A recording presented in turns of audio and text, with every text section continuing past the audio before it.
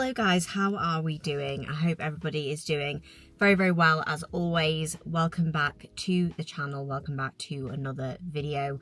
Today you are joining me on Tuesday the 10th of June. It's currently 10 past 11. I'm just about to head to the gymnasium for a leg session. It's my final session in the UK before we go to Spain on Thursday, very, very early. So I've got legs today, resting tomorrow. And I thought I would take you through today's session. I'm gonna do a separate vlog when we go to Spain anyway.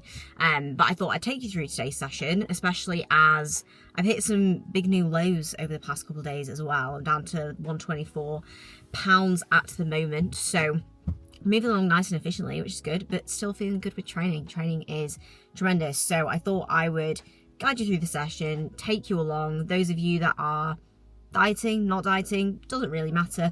Hopefully you can enjoy following on today's session. I'm probably going to talk you through it during the session. Depends how busy it is. If it's busy in the gym when I get there, the mic, it's not happening. If it's not too busy, I will chat throughout. If not, you'll catch me in the next clip and I'll be yapping away to you in the car on my way back. But I'm filming this intro now before I go to the gym because otherwise I'll get stuck in the car when I get there, and I'd rather just get there, park and get out. Because if I don't park and just get out of the car, I'm stuck in this seat, which is not what we want. So that shall be avoided. We'll drive to the gym now. Hope you all enjoy watching the video today.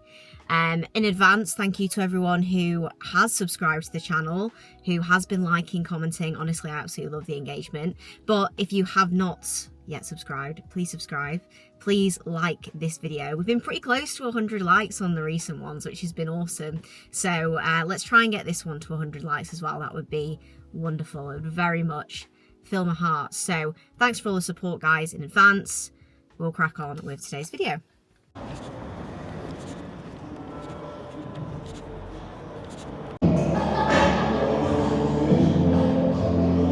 Alright guys, we are at the gym. I have just come in, sat down, written out my logbook, which as you will all probably know, this is the way I like to set my logbook out. This is the session that we've got today, so you can have a little bit of a read through of this. I've just written out all the sets that I want to and I'm going to take today. So that's obviously a huge benefit of having a logbook, is that it does keep you accountable with the things that you are capable of doing. You know, you can look back at what you did the last session, you can be like, right, I can take that work again today, which is obviously the goal. Even though, yes, I'm 2 pounds down, I can still do my absolute best to hold on to this work. You know, the only thing that really will be affected more than others with regards to performance is going to be my RDL, because as my body weight comes down a lot, my ability to have that like leverage to move the same load and stabilize that movement more does get a bit compromised. But the main thing is upholding the best quality work that I can do. So that will be the goal for today. We're going to start off with calves, which today I do on the good old donkey calf raise. So I've got 2 sets on there. That is just over here. But to begin with, I always do my mobility work to start. So this is just to basically get my body moving and get a little bit of activation underway, but mainly just help me with going through like range of motion and opening up access to certain movements. So this is something that I will always do. It takes me 5-10 minutes, really 5 minutes at the start of the session. It's not much, but what it does do is it keeps me safe, and it also allows me to get more out of my training because I'm able to get into certain ranges better. I'm able to get into certain ranges of motion more safely, and that's something that you should really always do, especially if you're suspect to a lot of niggles, especially if, like me, you've been, aside from, you know, doing steps and stuff, you've been sat at a desk for a large part of the morning. It's really important. So I will go through that now and show you guys exactly what I do. I'll probably speed this bit up, but I will show you all the different bits that I do with regards to my mobility, and then we'll crack on. Whoa! That's why mobility is necessary, and then we'll crack on with the session. Then especially on my RDL days, but I do this on all of my leg days, because I do some single leg hip airplanes. Now this is really helpful for hip mobility and stability as well. And if you can get good at doing this on one leg, it will cross transfer obviously really well into your normal RDLs and honestly all other movements. So if you really struggle with your RDL patterning, these are a great one to do.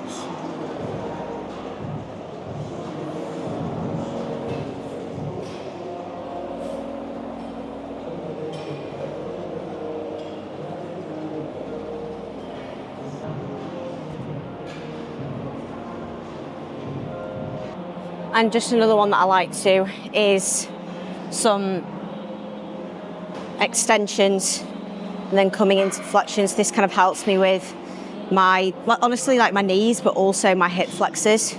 So if you struggle a little bit with knee or hip flexor discomfort, this can be another really good one. I do say this a lot, but I think that music plays such a huge role in how you're able to perform, how you're able to focus, what kind of like headspace you're in during a session. Maybe not for everyone. Like, I know a lot of people do like to train without music, and sometimes I like that, especially when it's quiet in the gym. But for me, music has always been a really, really big part of my life. Before bodybuilding and training, like, music was such a huge, huge passion for me. So music is massive for me. I personally like to listen to a good amount of like rock and alternative music when I train. For some people it's a bit much, but for me, it's what gets me into like the right mood, and it allows me to focus but also feel aggressive and like wake up a little bit. So this is the playlist I listen to. I believe I've shared this a few times before. So this is one that I made a couple of years ago now. I listen to this pretty much every session aside from a few outliers. So I'll leave this in the comments below for anyone to let me know what they think. But you'll have to let me know what you like to listen to. What's your favourite top set song? My go-to for a top set is usually Crossfade. I pretty much always go for Crossfade for a top set, or I go for what is it called, that song? I should really know this. Head of the Table. It's a WWE song. I don't know why, but it just bangs every time. So you'll have to let me know what your top set favourites are, and I'll maybe give them a go, or I'll just silently judge in the comments. All right, 2 sets then on the donkey calf raise. Can be really great to do calves at the start of the session just to give priority to the work, but I also really like them because it's my time to get focused into the session without starting with like something big. I have that nice transition of like doing nothing into then doing a little bit of something, getting my focus on, but it also really helps with like ankle mobility and just placing that toward the start of the session as well. So 2 good sets here, and then I will move on to the booty builder from there. Number 2 of the session, I've got the booty builder for 2 sets. I think the last time I showed this session, which was ages ago, I was still doing barbell hip thrusts, and we did swap those out a while ago because with this session, with the amount of setup that I had to do, with doing the barbell hip thrust, setting up the RDLs, and also setting up the bell squat, it was taking me so long purely just from like a setup side of things, and not necessarily actually benefiting the productivity of the work.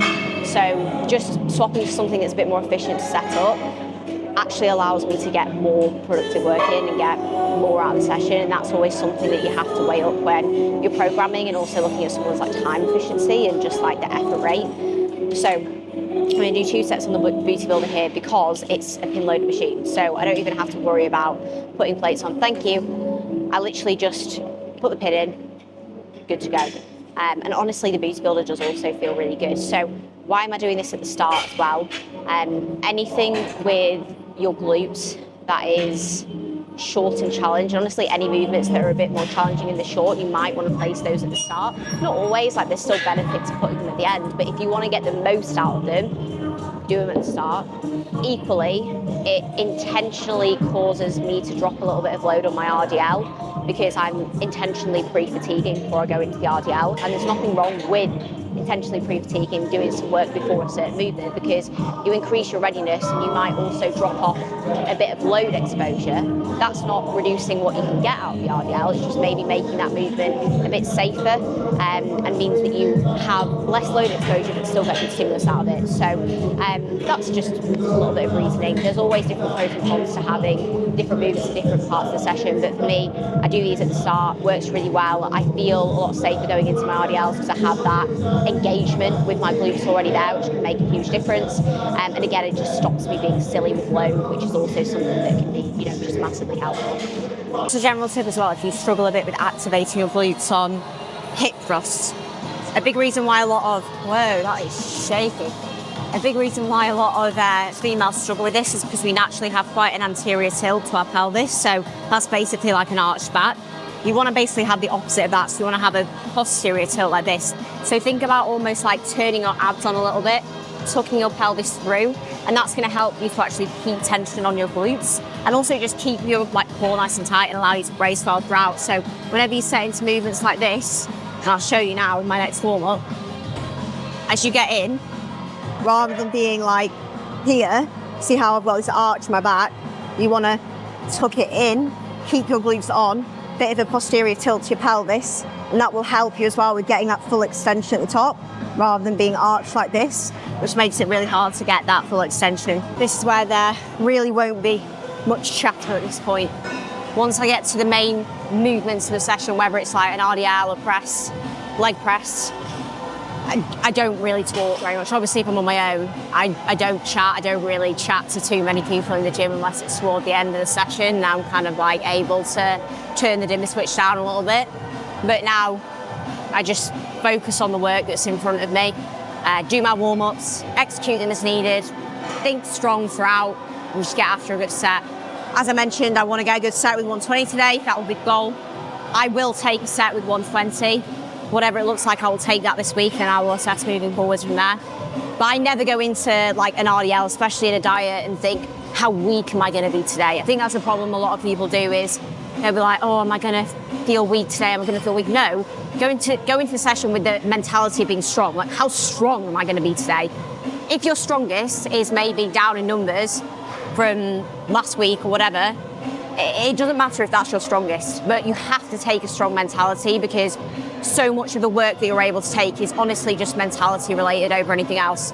And that's a fact. Like, there is a point of there being some legitimate strength drop off, but you have to understand the difference between where there is strength drop off, where you've given everything, all of your minerals to the set, versus where there's a strength drop off because you just gave up. And you can see that straight away when you look at someone's set, and I see this when I look at my own sets, or if I look at client sets, like, I can see it in their face, whether they've gone in, they've been aggressive, they've got after it with everything that they've got, and they finish the set and they're like, yeah, that was everything. Versus if they finish the set and they're like, ugh, you can see the struggle on the face. It's a choice to struggle, like legitimately struggle, and carry that weak mindset. So when it comes to these moments, focus, switch on, make the choice to be strong. It's the main thing. So I'm going to do all my normal warm-ups now, and then I will do my top set and catch up with you after that.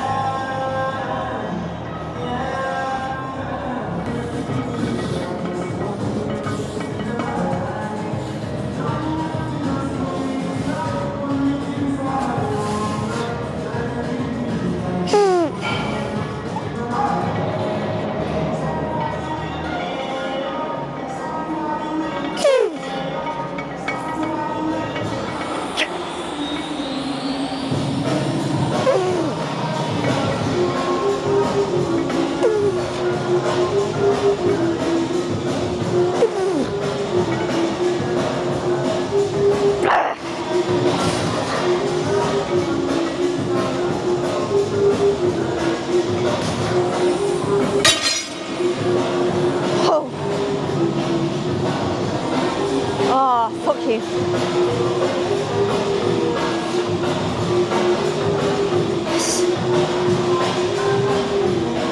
Absolutely fantastic set of RDLs. As discussed, the goal was to just go in and think strong and take a good set, and our warm-ups felt really good. So I was like, yeah, it's on, let's go.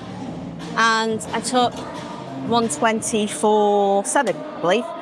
So that was a rep up from my last couple of sessions. And I very easily could have been like, oh, my last couple of sessions weren't great, I'm going to just take a low drop today. And obviously, if it was feeling right, I would have done it. But as I say, I felt on, and I'm like, why am I putting my straps on? Don't need the straps for this. And yeah, very, very good set. So now I move on to my isolations. I do 2 sets of seated hamstring curl, 2 sets of leg extension. On the prime pieces, I always do setting 5 and setting 3. So sort of like mid-lengthened and then lengthened, which especially at this point in the session kind of makes sense. So somebody's left a pin on here. I won't be needing that. That's so pointless. Why would you pin that when there's already extra pins on here? That's stupid. Oh, look at that mess. Right, if you put weights on the machine, take them off. It will be helpful for the next person. Anyway, I will do my warm-ups on here. I really only need to do a couple of warm-ups on this, considering I'm this far into the session. Like, I'll literally do 2 fields, and then I'll do my 2 sets. Start of the session, like, I've already done so much work. Like, I am pretty warm after doing the RDLs, so I don't need to do a stupid amount of stuff.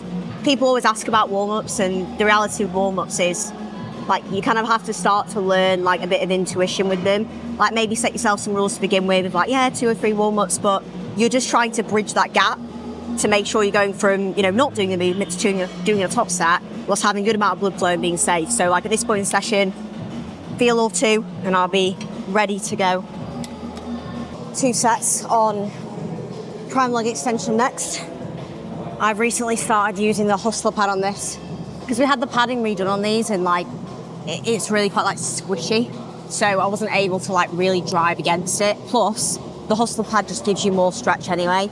So if you train in a gym where you maybe don't have the best leg extension, you can't really get much to stretch, get one of these. It's way easier than putting like a yoga mat or something there. We're able to just get way more stretch, get super locked in. I find that because it's like hard as well, I can really drive against it and actually get the reps shorter, easier as well. But speaking of which, leg extension is a short and challenge exercise for your quads. Unless you're doing like city squats, it's really the only movement that you've got to challenge your quads in that short position. So make sure you are actually getting your quads short, you know. And that being said, is like, one thing that a lot of people do is probably lift their hips up quite a lot and they end up doing a leg extension like this, and they're not really actually just like staying locked in, shortening the quads. So my best advice, get some straps, strap yourself down to the seat, think rib cage over hips, keep your core nice and tight, lock yourself down, make sure you actually brace into every single rep, into every stretch.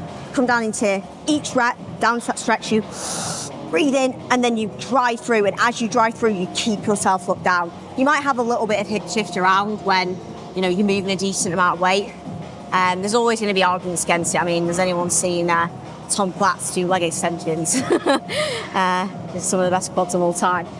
But, you know, if you genuinely have not got great quads and you're moving a lot of weight around as well, then maybe just look at getting yourself locked down, making sure you are actually moving the weight with your quads, because that is most likely the objective on a leg extension. Next up, we've got the belt squats. And I'll be honest with you all, this is not my favourite movement by any means, because it is an absolute farce and a half to set up. It takes me about 20 minutes just to get this whole apparatus ready. So I've got to lug the mats over, get that there, get the Vulcan strap, get everything settled, get the belt on. It's annoying, but is it the end of the world? No. Just tell myself, get a grip, you'll be fine. I would obviously much prefer to do like a Smith squat, which I was doing in this session, or do like a hack or a pendulum, but I can't do Smith because it really fucks up, excuse my language, really messes up my trap, my elbow tendonitis. And I cannot do a machine because, for those who are unaware, I'm 4'10", so my ability to fit on squatting machines is very, very, very, very uncommon. Usually it's not possible. The only squatting patterns that actually have been really good for me would be like the really old Atlantis pendulum and the swing squat and the true squat. Actually, they're all really good. But otherwise, it's just really hard for me to fit on them, to be honest. So this is my next best alternative. So that's what we're doing. So I'm going to do a warm-up or 2 on this. I've just done actually 1 field with that, so I'll do 1 more field, and then I'll go in with my working set. Tried to make this a little bit more quad biased, so like thinking knees over toes. But to be honest, it can be a little bit hard to keep your position nailed on this one, because when you haven't got anything to like actually lock yourself in, like I've not got a back pad or anything like that, I'm just holding on to this. It's easy for your torso position to shift around a lot, but you can only do your best. So I just do that, do my best, and that is all that we can ask for. So I'll do my final warm up on here now, and then I'll go into my working sets. I've got 2 working sets here, so I'll do one slightly heavier set, and then back up with a higher rep one. Oh, that's so annoying. Well, I'm trapped. Oh, this is not comfortable at all.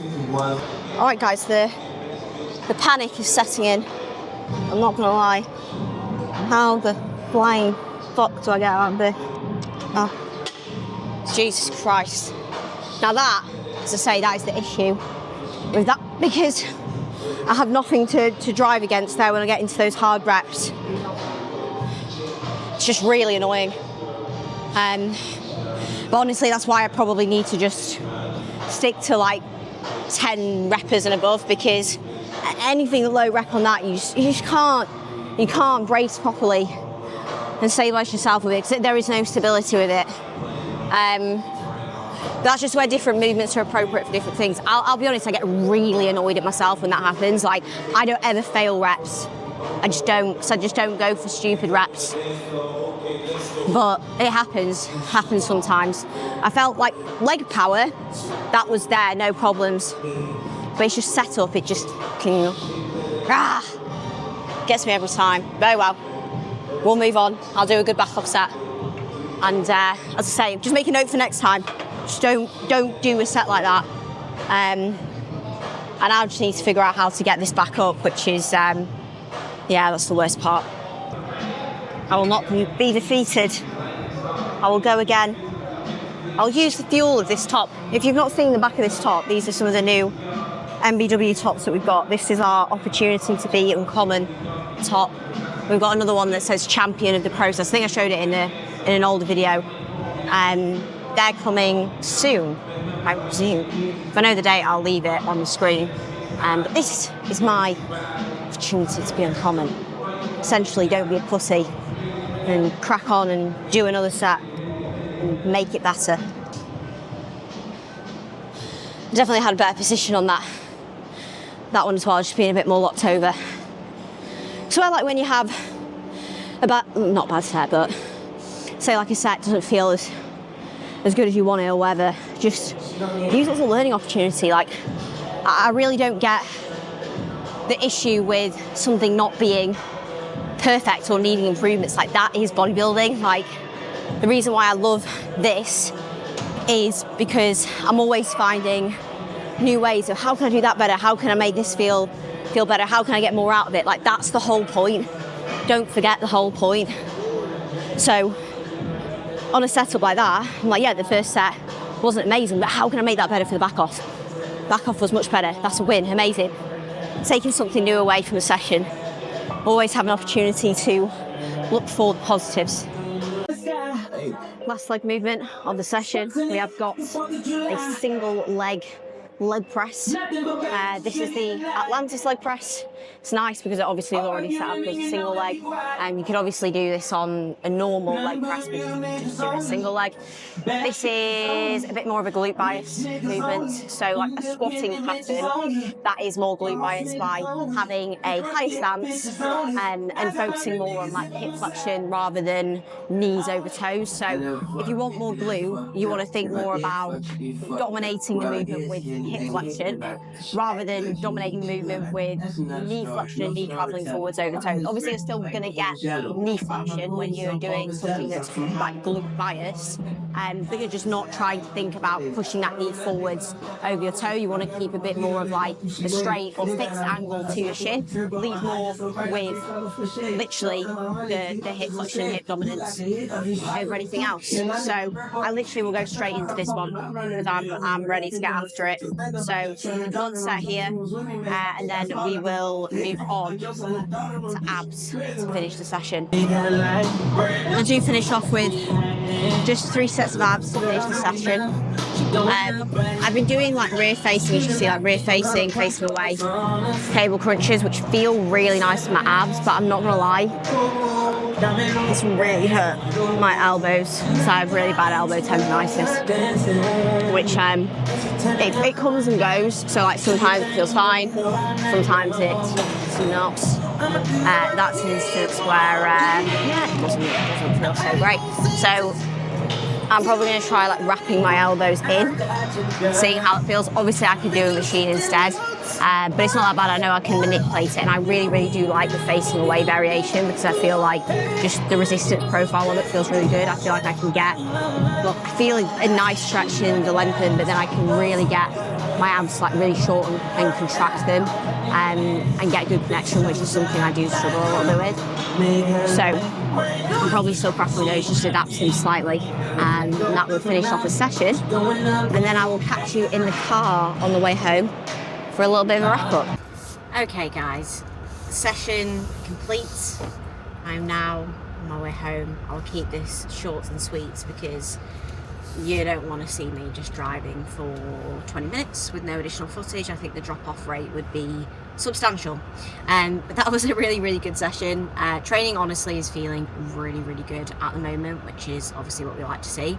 I think a huge part of that is gaining more experience with dieting and training in general, but definitely like the diet experience in comparison when it comes to how easy training feels in a diet phase like this versus how challenging it was for me to maintain performance last year when I lost 40 pounds in one go. Like that is really difficult, so comparatively, coming down 6 pounds so far, it really is it's like nothing in comparison, and that's where I think the more that you go through diet phases or preps or whatever it may be in your bodybuilding journey, like it does get easier, like it really does, especially with the way that you maybe manage things better across your journey as well.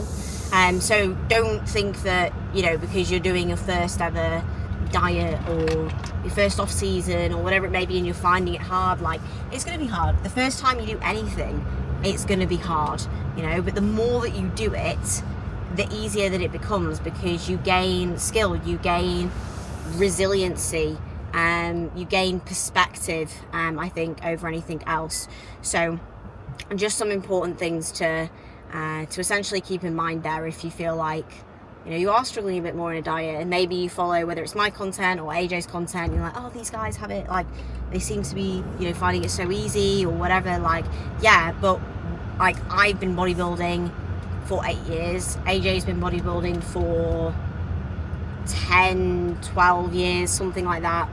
So it takes time. Like my first diets, my first prep, I found it very difficult to keep training up. A lot of it was mindset relative, and I hope that by sharing a lot of the stuff that I do, and this is the whole point why I do share a lot of this content, is to help people and give positive perspective. Because if all you see on social media or on the internet and you're doing your first diet is like, oh, I'm going to be weaker, or it's going to be really hard, or training's going to be hard and it's going to be unenjoyable and I'm going to be hungry, like that's what you're going to think, and it shouldn't be like that at all. Like it is massively impacted by your mindset and your perspective in the way that you do view the process. So please do not forget that. But I'm going to leave the video here because I don't want this one to be too long. In all honesty, I wanted to put something out so that I had something to post over this next weekend whilst we are in Spain. And then coming next week, you're going to actually have the Spain vlog.